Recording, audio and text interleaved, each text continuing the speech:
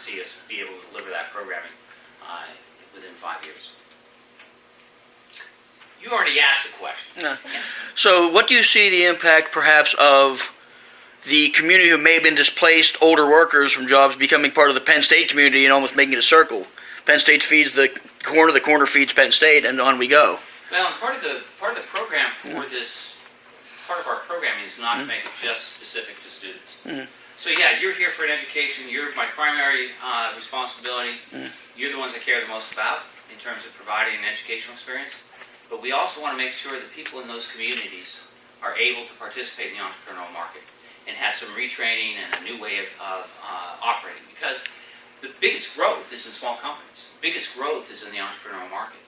That's going to be the future. And so it's not only just taking students and introducing you to that world so that you have a great life, but it's taking people whose lives have been disrupted because they've been left behind and try and get them back in here. And that's all part of the program that we're hoping to do.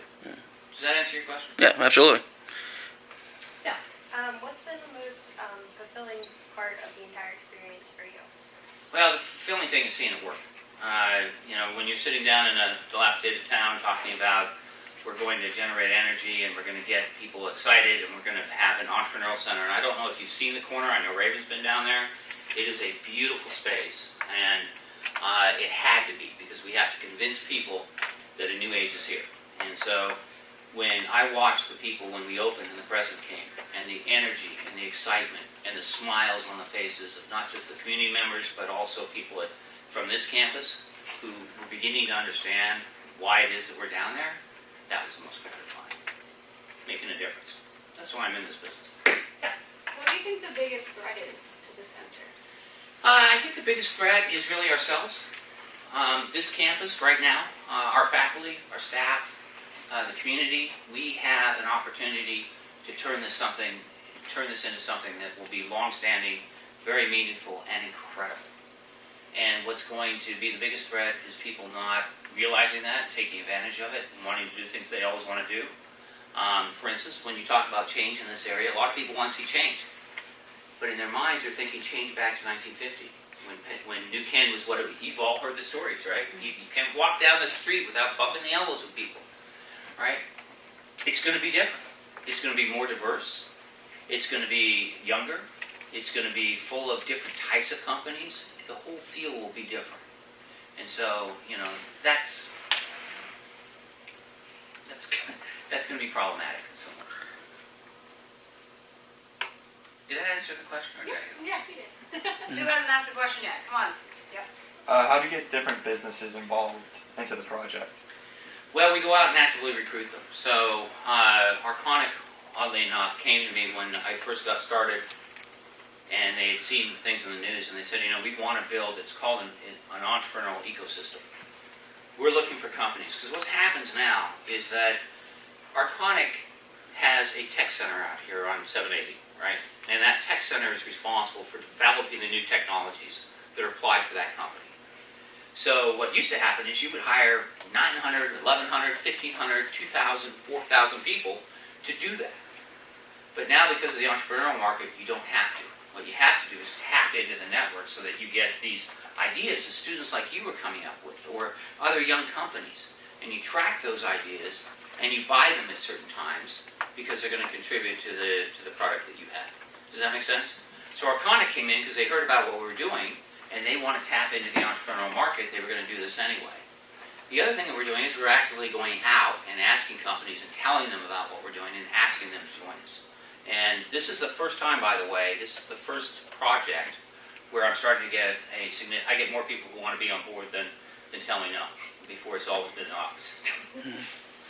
So maybe most gratifying is I'm not being rejected every time. Anybody else? Anybody want to ask him with money? I wanted to ask, throughout this whole process, is there anything that you would like to go back and change? Yes and no. I wish it hadn't taken me 3 years to get the building built.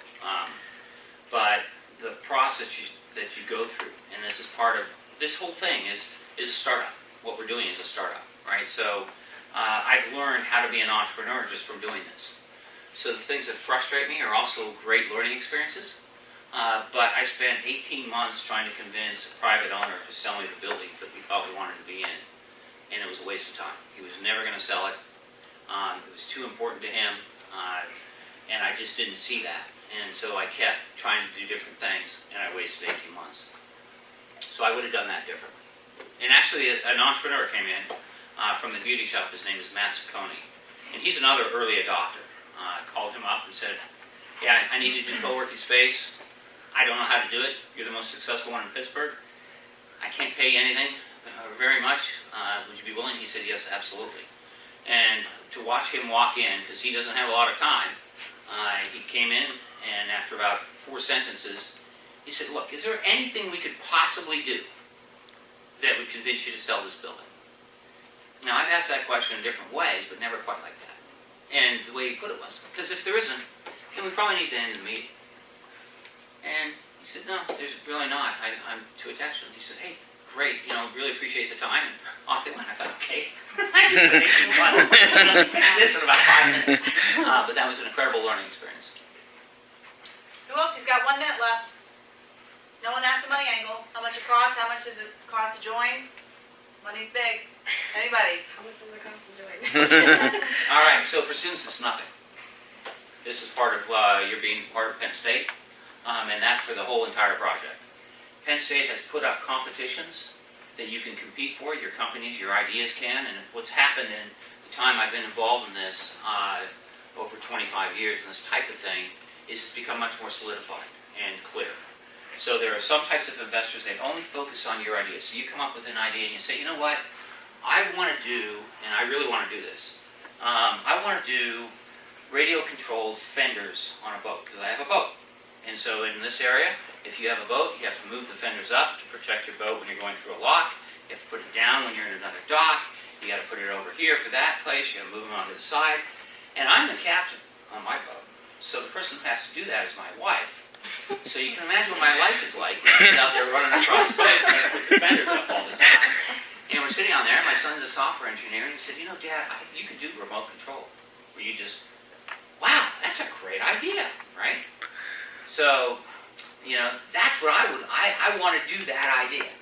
I could take that idea to one of these competitions, pitch it to people who would be willing to invest in that because they think, okay, I'll give you $2,000 or $5,000 for you to really flesh out that idea, but I want a piece of your idea, right? There are others that further on down the line, they don't care about that. And this guy's making $5,000, but he's probably doing 40, 50 of them because he's thinking, okay, if the hit rate's 1 in 20, 2 of these are going to take off, and I don't have much invested.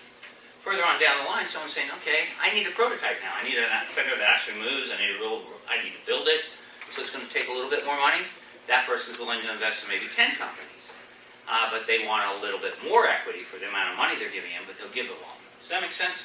So they're going to be, Penn State has set it up that there are those competitions of funds available to Penn Staters for you to pursue those ideas. What we need to do is help you develop those ideas so that you can compete in those competitions and take advantage of it. There's also free legal advice from Penn State, which is incredible. We have a team from Penn State, New Kensington now, that's working on a project. They're filing their intellectual property because you want to protect your idea. It's usually hundreds of dollars. It's $60. Right? So we're putting a lot of time and effort. The center itself, put together, we've raised, I took that $150,000.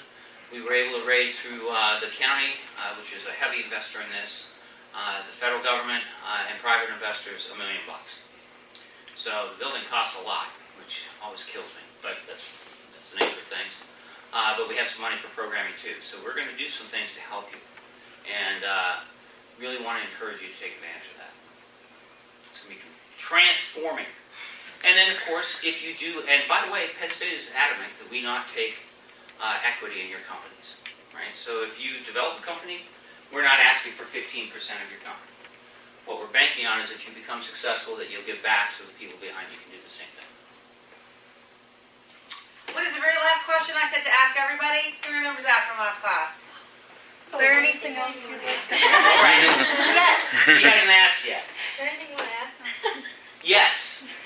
We have an opportunity here to raise, we need to raise money. We need to raise $1 million. If we raise $1 million, Penn State will give us $1 million. We'll put it in the bank, and we'll be able to support this project for perpetuity. If it falls apart for any reason, the $2 million goes back into New Kensington for economic development. So, if any of you have an extra $1 million, please see me afterwards. That's gonna take more than popcorn sales. Oh, that's your money, I almost forgot. All right, thank you for this great presentation. Thank you. All right, well, we're gonna upload this. I'll send you the link.